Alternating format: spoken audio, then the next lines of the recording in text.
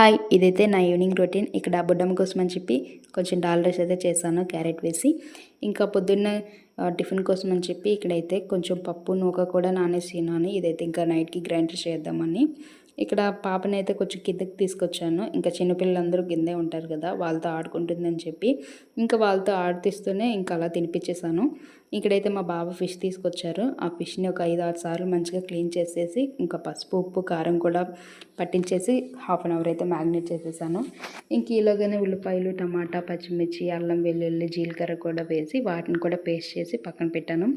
ఈలోగానే ఒక లైన్ పెట్టుకొని అందులోనే కొంచెం ఆయిల్ వేసుకొని కొంచెం మెంతులు ఆవాలు కూడా వేసి అవి కూడా ఫ్రై అయిన తర్వాత మనం ముందుగానే పేస్ట్ చేసి పెట్టుకున్న ఉల్లిపాయల పేస్ట్ కూడా అందులోనే వేసుకొని అది బాగా ఫ్రై అయిన తర్వాత అందులోనే కొంచెం ఉప్పు పసుపు కారం ధనియాల పౌడర్ కూడా యాడ్ చేసి అది కూడా మంచిగా ఫ్రై అయిన తర్వాత మనం ముందుగా మ్యాగ్నేట్ చేసుకున్న ఫిష్ కూడా అందులో వేయాలి.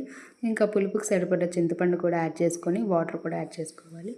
ఇంకా తర్వాత ఇక్కడ నేనైతే కొంచెం బెండకాయలు అయితే యాడ్ చేశాను, నా దగ్గర ఉన్నాయని చెప్పి. మీరైతే ఉంటే వేసుకోండి, లేదంటే లేదు. ఇక్కడ నేనైతే బెండకాయలు కూడా ఒక 5-6 యాడ్ చేసి అందులోనే ఒక పచ్చిమిర్చి కొంచెం కొత్తిమీర కూడా యాడ్ చేశాను. ఇక్కడ ఒక 5-6 నిమిషాల్లోనే దించేస్తామనగా ఒక యాలకులు 2 లవంగాలు చిన్న దాల్చిన చెక్క కూడా మంచిగా పౌడర్ చేసుకొని లాస్ట్లోనే వేసుకొని దింపేయండి. ఇంక ఇక్కడైతే మేము మంచిగా డిన్నర్ చేసేసిన తర్వాత ముందే కడిగి పెట్టుకున్న పప్పును కూడా గ్రైండర్ చేసేసాను. ఇంకా మొత్తం తినేసిన తర్వాత కిచెన్ మొత్తం క్లీన్ చేసేసాను. ఇక్కడైతే పిండి కూడా రుబ్బేసి పక్కన పెట్టేశాను, నూక కలిపేసి పాలు కూడా మరగబెట్టేశాను. బాయ్.